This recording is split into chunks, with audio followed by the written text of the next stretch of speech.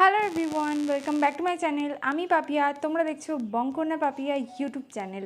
তো তোমাদেরকে আরও একবার স্বাগত জানাই আমার একটা নিউ ডেলি ব্লগে।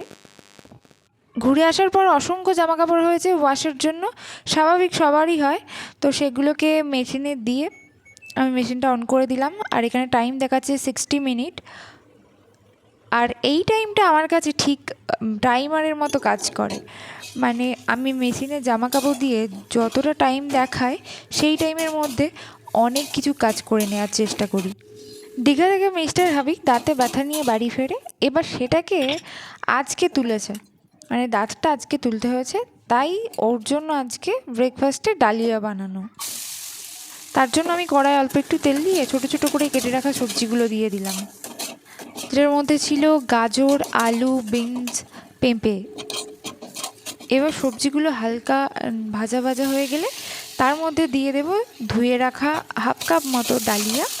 এবার এটাকে অল্প একটু নেড়ে এর মধ্যে দিয়ে দেব স্বাদ মতো লবণ এবং পরিমাণ মতো হলুদ।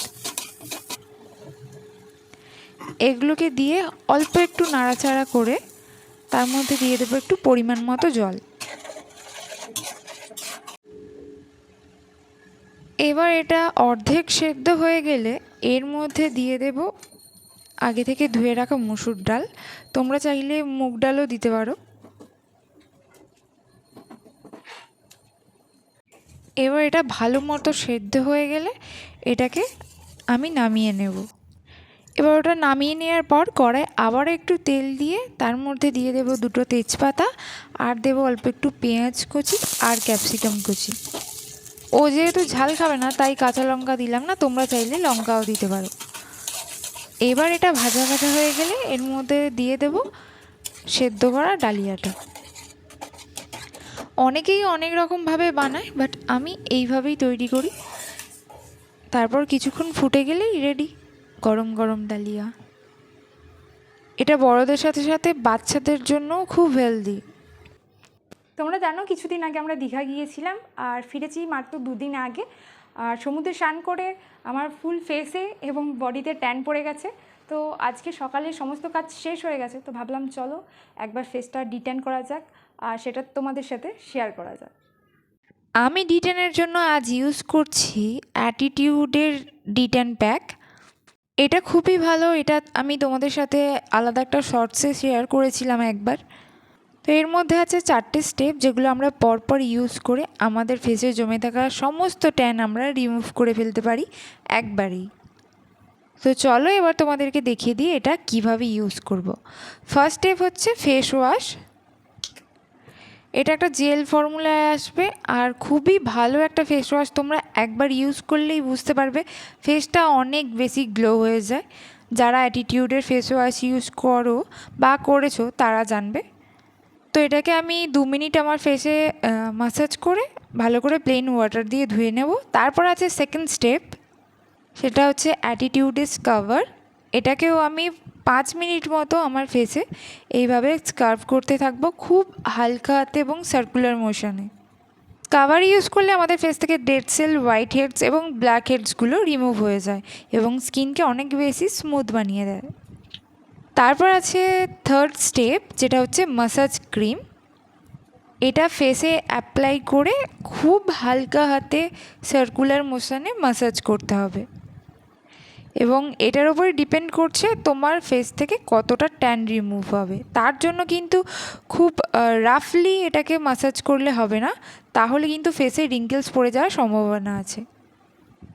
10 থেকে 15 মিনিট ম্যাসাজ করার পর এটাকে আমি একটা ভিজে কটন ওয়াইপ দিয়ে ক্লিন করে নেব। তারপর লাস্ট এবং ফাইনাল স্টেপ, যেটা হচ্ছে ফেস মাস্ক। এটা আমি আমার ফুল ফেসে অ্যাপ্লাই করে নেব ভালো করে। যে কোনো মাস্ক অ্যাপ্লাই করার পরে একটু রিল্যাক্স করলে সেটা অনেক ভালো কাজ করে। তাই যে কোনো মাস্ক অ্যাপ্লাইয়ের পর তোমরা কোনো কাজ না করার চেষ্টা করো।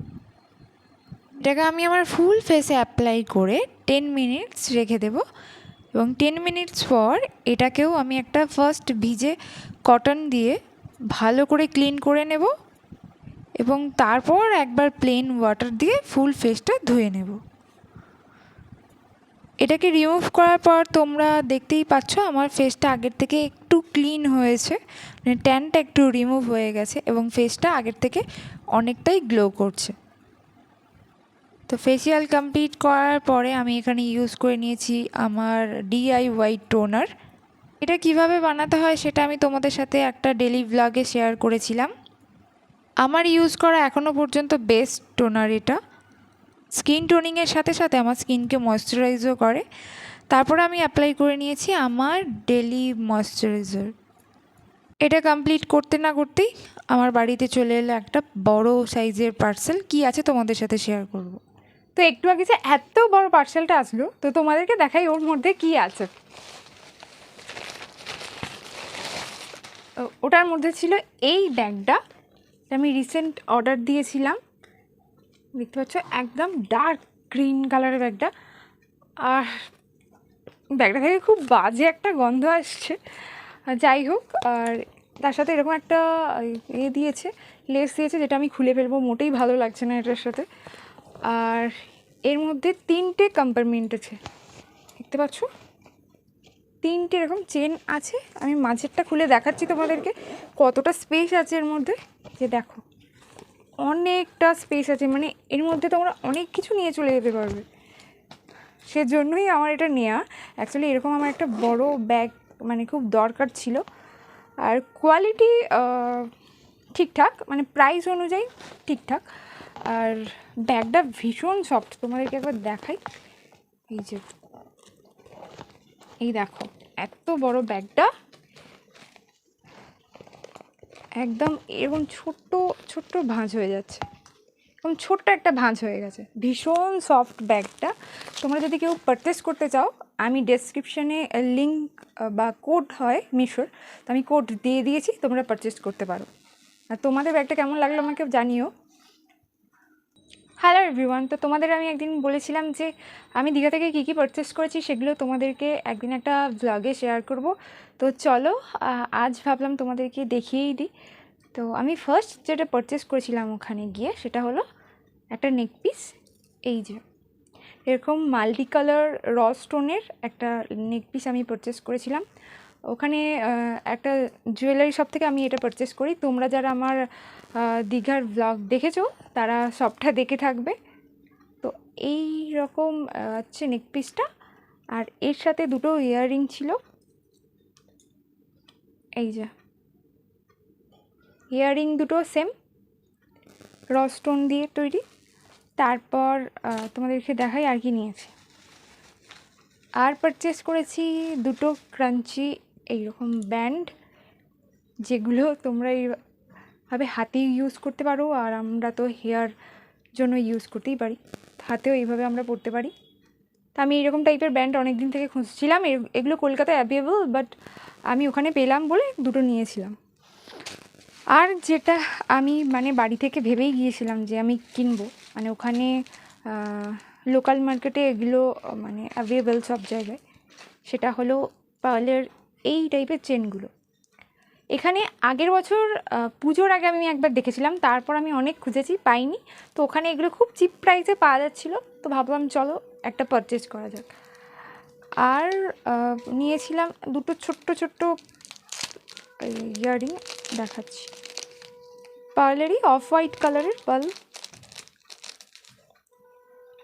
এই যে এই টাইপের ছোট্ট ছোট্ট দুটো, দেখতে পাচ্ছ কিনা আমি জানি না, ছোট ছোট দুটো ইয়াররিং ছিল। ওটার সাথে না, মানে এটা আলাদা করে কেনা। আর নিয়েছিলাম আরও একটা ইয়াররিং নিয়েছিলাম। ইয়াররিংগুলো খুব কিউট, আমার দেখেই ভীষণ ভালো লেগেছিলো। আর পিঙ্ক কালার আমার অনেক ড্রেসও আছে, আর পিঙ্ক কালার না হলেও এটা পরা যাবে। এর ওপর প্রিন্ট করা আছে, এই যে একটা রিং দেখছো, আর এটার সাথে প্রিন্ট করা আছে। এটা দেখে আমার ভীষণ পছন্দ হয়েছিল, তো এটা নিয়েছিলাম। আর যেটা লোকে মানে প্রায় সকলেই স্কিপ করতে পারে না, দীঘায় বা পুরীতে যেখানেই যাই না কেন আমরা, একটা জিনিস যেটা আমরা স্কিপ করতে পারি না, সেটা হলো ওখানে ওই ঝিনুকের কিছু জুয়েলারি। আমি ওখান থেকে এই ইয়াররিংটা নিয়েছি ঝিনুকের। এগুলো লোকাল মার্কেটে অনেক চিপ প্রাইসে পাওয়া যায়, তোমরা জানো সকলেই। তো এই ইয়াররিং দুটো আমি নিয়েছিলাম ওখান থেকে। ওখান থেকে আরও একটা জিনিস পারচেস করেছিলাম, সেটা হলো এই ওয়ালেটটা। এটা পুরোটা আজরাক প্রিন্টের ওপর যাচ্ছে, আর এর ওপর দুই রকমের কাঁথা স্টিচ আছে, দেখতে পাচ্ছ। তো এই রকমের ওয়ালেটগুলো কলকাতায় পাওয়া যায়, বাট আমি খুব একটা দেখি না। তো ওখানে যখন পেলাম তো এটা নিয়েছি আমার জন্য। তো ওখানে দেখলাম অনেকেই ব্যাগ পারচেস করছে, মানে স্লিং ব্যাগ, হ্যান্ড ব্যাগ। তোমরা জানো পুরী বা দীঘাতে হ্যান্ড ওয়ার্কের ব্যাগ খুব চলে। তো ওখান থেকে সবাই মোটামুটি ব্যাগ দেখেই পারচেস করছিল। আমি ওখান থেকে স্লিং ব্যাগ বা হ্যান্ড ব্যাগ কেনার প্ল্যান কিছু করিনি, বিকজ আমি একটা ব্যাগ অলরেডি অর্ডার দিয়েছিলাম তাই। তো এই টাইপের ওয়ালেটগুলো আমার ভীষণ ভালো লাগলো, তাই এটা নিলাম। আর ওখানে যে হ্যান্ডব্যাগগুলো মানে পাওয়া যাচ্ছিলো তার ম্যাক্সিমামগুলোই কলকাতায় প্রায় পাওয়া যায়, তাই আর ওখান থেকে নিয়ে আসিনি। আর যেগুলো কিনেছিলাম সেগুলো তোমাদেরকে তো একবার দেখিয়েছিলাম, সেটা হলো এই কোকোনাট চিক্কিটা, যেটা আমার খুব ফেভারিট একটা। আর নিয়েছিলাম এই শুকনো খেজুর, যেটা খুব ভালো আমাদের হেলথের জন্য। আর এই ব্ল্যাক কিশমিশটা খুব একটা পাওয়া যায় না, তাই আমি ওখান থেকে নিয়েছিলাম। আর ওখানে ড্রাই ফ্রুটসের দাম অনেক কম কলকাতার থেকে। আর এই ব্ল্যাক কিশমিশ কিন্তু খাওয়া খুব ভালো হেলথের জন্য। আর তোমরা জানো আমার রেগুলার রুটিনে ড্রাই ফ্রুটস থাকেই, তো তাই কিছু ড্রাই ফ্রুটসও আমি পারচেস করেছি। আর যেহেতু আমার বাড়িতে অলওয়েজ ড্রাই ফ্রুটস থাকে, তাই আমি ছোটো ছোটো প্যাকেটগুলো ওখান থেকে পারচেস করেছিলাম। তো এই ছিল আজকের আমার ভ্লগ, আমার ডেলি ভ্লগ। তোমাদের কেমন লাগছে আমাকে কমেন্ট সেকশনে কমেন্ট করে জানাতে বলো না। ভালো লাগলে প্লিজ লাইক এবং শেয়ার করো। আর আমার চ্যানেলে কেউ নতুন এসে থাকলে প্লিজ চ্যানেলটিকে সাবস্ক্রাইব করে পাশে থাকা বেল আইকনটিকে প্রেস করতে বলো না, যাতে আমার নেক্সট ভিডিওর নোটিফিকেশান সবার আগে তোমাদের কাছে পৌঁছে যায়। খুব তাড়াতাড়ি দেখা হবে তোমাদের সাথে নতুন কোনো ভিডিও নিয়ে। ততক্ষণ দেখতে থাকো বং কন্যা পাপিয়া ইউটিউব চ্যানেল। টাটা।